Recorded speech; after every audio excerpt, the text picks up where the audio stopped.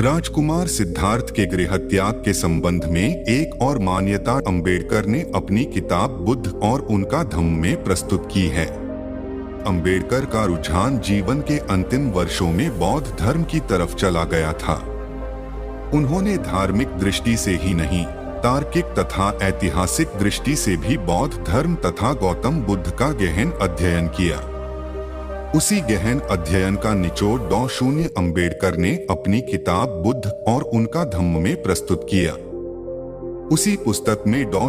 अंबेडकर ने लिखा कि सिद्धार्थ ने सांसारिक विरक्ति के कारण घर नहीं छोड़ा था, न ही वह परिवार वालों की जानकारी के बिना घर से निकला था। असल में राजकुमार सिद्धार्थ ने एक युद्ध को टालने के प्रयास में असफल हो जाने पर संन्यास ग्रहण किया था। यदि वह संन्यास ग्रहण न करता तो या तो उसके परिवार को अपनी तमाम संपत्ति गंवानी पड़ती, या उसे मृत्युदंड स्वीकार करना पड़ता, या देश निकाला स्वीकार करना पड़ता। यदि सिद्धार्थ देश निकाला स्वीकार करता तो कौशल राज्य शाक्य राज्य को हड़प लेता। सो सिद्धार्थ ने संन्यास ग्रहण करना चुना। इस घटनाक्रम को प्रारंभ से लिखता हूँ ताकि सब कुछ स्पष्ट समझ में आए। जैसा कि पहले ही लिखा जा चुका है कि कपिलवस्तु में राजा का पद समय पर बदलता रहता था। वहां पर एक संघ भी काम करता था जो देश की व्यवस्था को देखता था।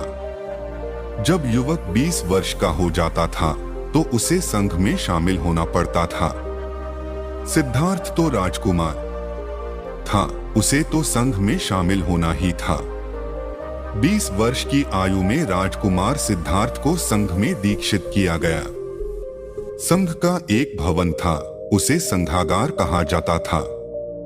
वह कपिलवस्तु में ही था। वहीं पर संघ की सभाएं होती थीं। संघ में शामिल होने के लिए पुरोहित पहले युवक के संघ में शामिल होने का प्रस्ताव प्रस्तुत करता था। यदि उस प्रस्ताव का कोई विरोध नहीं करता था तो प्रस्तावित युवक संघ का सदस्य बन जाता था। सिद्धार्थ को भी पूरी प्रक्रिया के अनुसार संघ का सदस्य बनाया गया। राजकुमार सिद्धार्थ के संघ का सदस्य बनाने के बाद पहले उसके कर्तव्य बताए गए जो उन्हें क्रमशः गिनवाए गए। 1. संघ सदस्य को तन धन से शाक्यों के स्वार्थ की रक्षा करनी होगी। 2. बिना किसी डर के संघ की कमी को स्पष्ट संघ के सामने उजागर करना होगा। 3. सदस्य को संघ की सभाओं में उपस्थित रहना होगा। 4. यदि सदस्य पर कोई दोषारोपण किया जाए तो स्वयं पर संयम रखना होगा।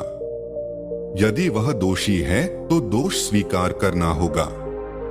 उसके बाद राजकुमार को वो शर्तें बताई गई जब वह संघ सदस्यता से बाहर कर दिया जाएगा। 1. व्यभिचार पर संघ की सदस्यता छीन ली जाएगी।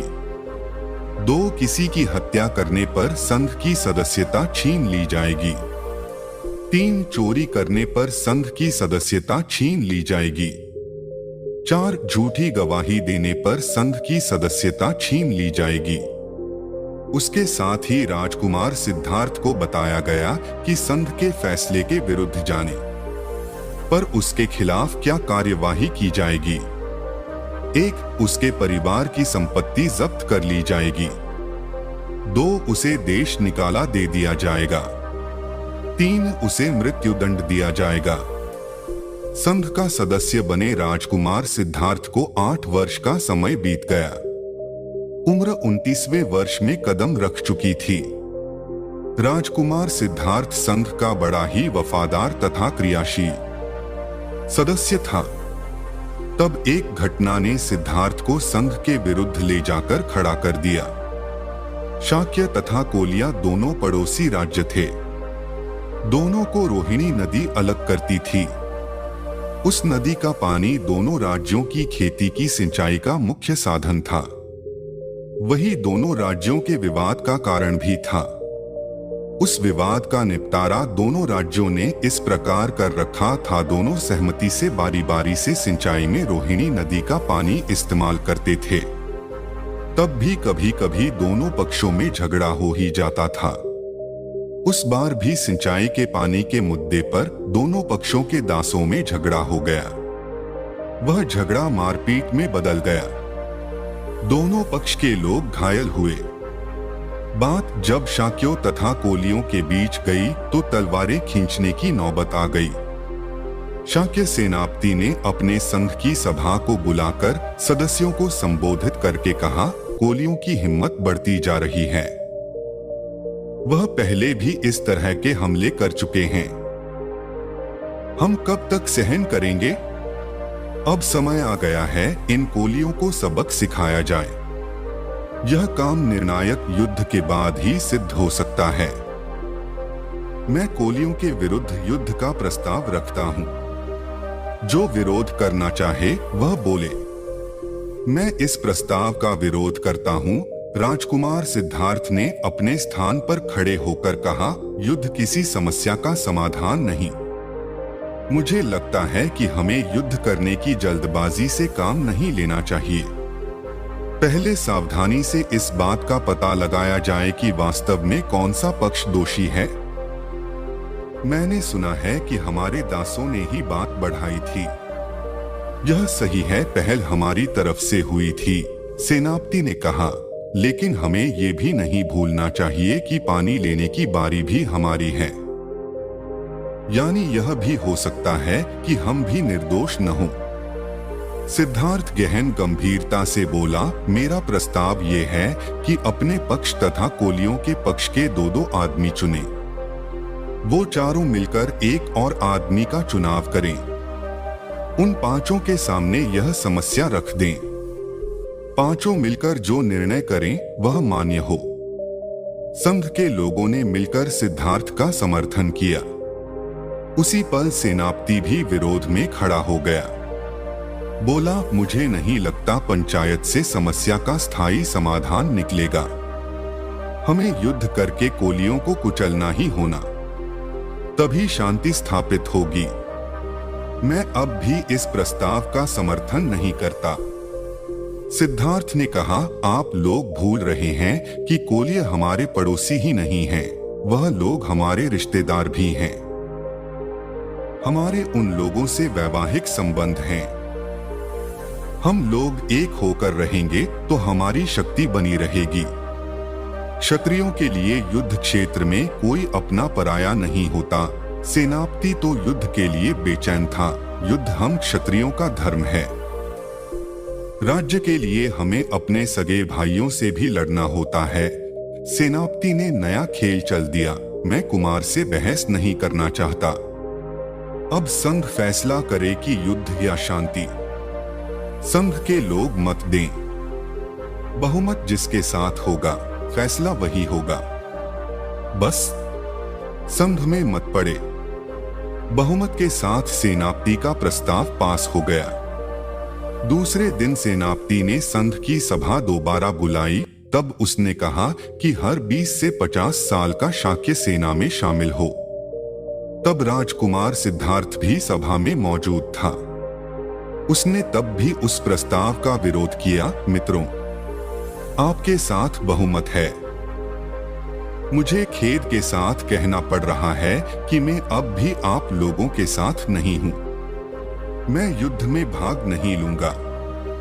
कुमार, आप उस शपथ को याद करो जो आपने संघ का सदस्य बनते समय ली थी। सेनापति क्रुद्ध हो गया। संघ के विरुद्ध जाने का अर्थ तुम जानते हो। मुझे सब याद है, बड़े सब्र से सिद्धार्थ ने कहा। मैंने तन मन धन से शाक्यों की भलाई करने का भी वचन दिया था। मुझे नहीं लगता कि यह युद्ध शाक्यों के लिए लाभदायक है। राजकुमार सिद्धार्थ के गृहत्याग के संबंध में एक और मान्यता डॉ. अंबेडकर ने अपनी किताब बुद्ध और उनका धम्म में प्रस्तुत की है। डॉ.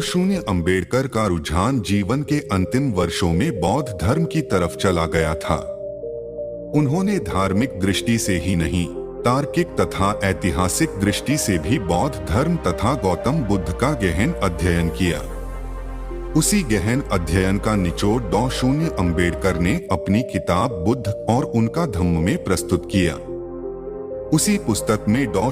अंबेडकर ने लिखा कि सिद्धार्थ ने सांसारिक विरक्ति के कारण घर नहीं छोड़ा था, न ही वह परिवार वालों की जानकारी के बिना घर से निकला था।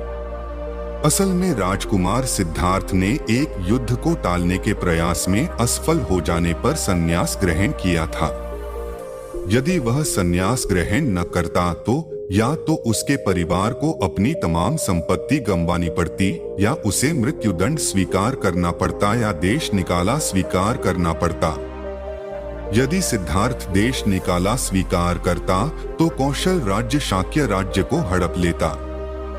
सो सिद्धार्थ ने संन्यास ग्रहण करना चुना। इस घटनाक्रम को प्रारंभ से लिखता हूं ताकि सब कुछ स्पष्ट समझ में आए। जैसा कि पहले ही लिखा जा चुका है कि कपिलवस्तु में राजा का पद समय पर बदलता रहता था। वहां पर एक संघ भी काम करता था जो देश की व्यवस्था को देखता था।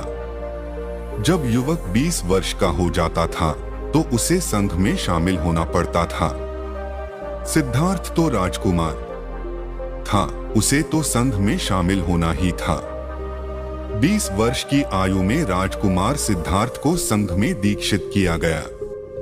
संघ का एक भवन था, उसे संघागार कहा जाता था। वह कपिलवस्तु में ही था। वहीं पर संघ की सभाएं होती थीं।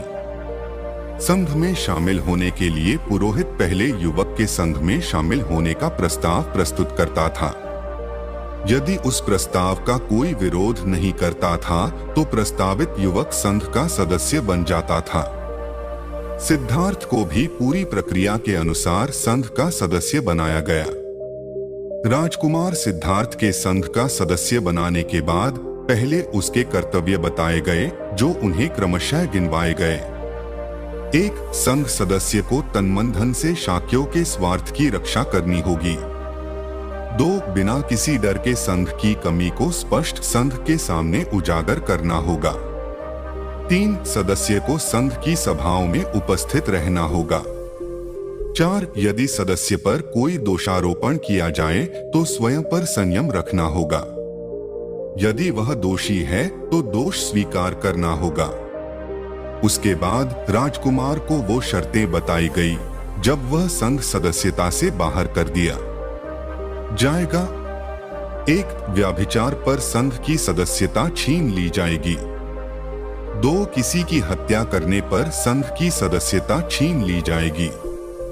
3, चोरी करने पर संघ की सदस्यता छीन ली जाएगी। 4, झूठी गवाही देने पर संघ की सदस्यता छीन ली जाएगी। उसके साथ ही राजकुमार सिद्धार्थ को बताया गया कि संघ के फैसले के विरुद्ध जाने पर उसके खिलाफ क्या कार्यवाही की जाएगी। 1, उसके परिवार की संपत्ति जब्त कर ली जाएगी। 2, उसे देश निकाला दे दिया जाएगा। 3, उसे मृत्युदंड दिया जाएगा। संघ का सदस्य बने राजकुमार सिद्धार्थ को 8 वर्ष का समय बीत गया। उम्र 29वें वर्ष में कदम रख चुकी थी। राजकुमार सिद्धार्थ संघ का बड़ा ही वफादार तथा क्रियाशील सदस्य था। तब एक घटना ने सिद्धार्थ को संघ के विरुद्ध ले जाकर खड़ा कर दिया। शाक्य तथा कोलिया दोनों पड़ोसी राज्य थे। दोनों को रोहिणी नदी अलग करती थी। उस नदी का पानी दोनों राज्यों की खेती की सिंचाई का मुख्य साधन था। वही दोनों राज्यों के विवाद का कारण भी था। उस विवाद का निपटारा दोनों राज्यों ने इस प्रकार कर रखा था, दोनों सहमति से बारी बारी से सिंचाई में रोहिणी नदी का पानी इस्तेमाल करते थे। तब भी कभी कभी दोनों पक्षों में झगड़ा हो ही जाता था। उस बार भी सिंचाई के पानी के मुद्दे पर दोनों पक्षों के दासों में झगड़ा हो गया। वह झगड़ा मारपीट में बदल गया।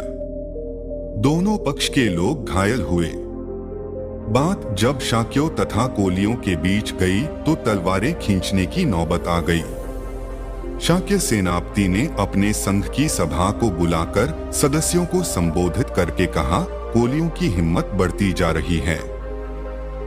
वह पहले भी इस तरह के हमले कर चुके हैं। हम कब तक सहन करेंगे? अब समय आ गया है इन कोलियों को सबक सिखाया जाए। यह काम निर्णायक युद्ध के बाद ही सिद्ध हो सकता है। मैं कोलियों के विरुद्ध युद्ध का प्रस्ताव रखता हूं। जो विरोध करना चाहे वह बोले। मैं इस प्रस्ताव का विरोध करता हूँ। राजकुमार सिद्धार्थ ने अपने स्थान पर खड़े होकर कहा, युद्ध किसी समस्या का समाधान नहीं। मुझे लगता है कि हमें युद्ध करने की जल्दबाजी से काम नहीं लेना चाहिए। पहले सावधानी से इस बात का पता लगाया जाए कि वास्तव में कौन सा पक्ष दोषी है। मैंने सुना है कि हमारे दासों ने ही बात बढ़ाई थी। यह सही है, पहल हमारी तरफ से हुई थी, सेनापति ने कहा, लेकिन हमें ये भी नहीं भूलना चाहिए कि पानी लेने की बारी भी हमारी है। यानी यह भी हो सकता है कि हम भी निर्दोष न हों। सिद्धार्थ गहन गंभीरता से बोला, मेरा प्रस्ताव ये है कि अपने पक्ष तथा कोलियों के पक्ष के दो आदमी चुने। वो चारों मिलकर एक और आदमी का चुनाव करें। उन पांचों के सामने यह समस्या रख दें। पांचों मिलकर जो निर्णय करें वह मान्य हो। संघ के लोगों ने मिलकर सिद्धार्थ का समर्थन किया। उसी पल सेनापति भी विरोध में खड़ा हो गया। बोला, मुझे नहीं लगता पंचायत से समस्या का स्थायी समाधान निकलेगा। हमें युद्ध करके कोलियों को कुचलना ही होना, तभी शांति स्थापित होगी। मैं अब भी इस प्रस्ताव का समर्थन नहीं करता। सिद्धार्थ ने कहा, आप लोग भूल रहे हैं कि कोलिय हमारे पड़ोसी ही नहीं हैं, वह लोग हमारे रिश्तेदार भी हैं। हमारे उन लोगों से वैवाहिक संबंध हैं। हम लोग एक होकर रहेंगे तो हमारी शक्ति बनी रहेगी। क्षत्रियों के लिए युद्ध क्षेत्र में कोई अपना पराया नहीं होता। सेनापति तो युद्ध के लिए बेचैन था। युद्ध हम क्षत्रियों का धर्म है। राज्य के लिए हमें अपने सगे भाइयों से भी लड़ना होता है। सेनापति ने नया खेल चल दिया। मैं कुमार से बहस नहीं करना चाहता। अब संघ फैसला करे कि युद्ध या शांति। संघ के लोग मत दें। बहुमत जिसके साथ होगा फैसला वही होगा। बस संघ में मत पड़े। बहुमत के साथ सेनापति का प्रस्ताव पास हो गया। दूसरे दिन सेनापति ने संघ की सभा दोबारा बुलाई। तब उसने कहा कि हर 20 से 50 साल का शाक्य सेना में शामिल हो। तब राजकुमार सिद्धार्थ भी सभा में मौजूद था। उसने तब भी उस प्रस्ताव का विरोध किया। मित्रों, आपके साथ बहुमत है। मुझे खेद के साथ कहना पड़ रहा है कि मैं अब भी आप लोगों के साथ नहीं हूं। मैं युद्ध में भाग नहीं लूंगा। कुमार, आप उस शपथ को याद करो जो आपने संघ का सदस्य बनते समय ली थी। सेनापति क्रुद्ध हो गया। संघ के विरुद्ध जाने का अर्थ तुम जानते हो।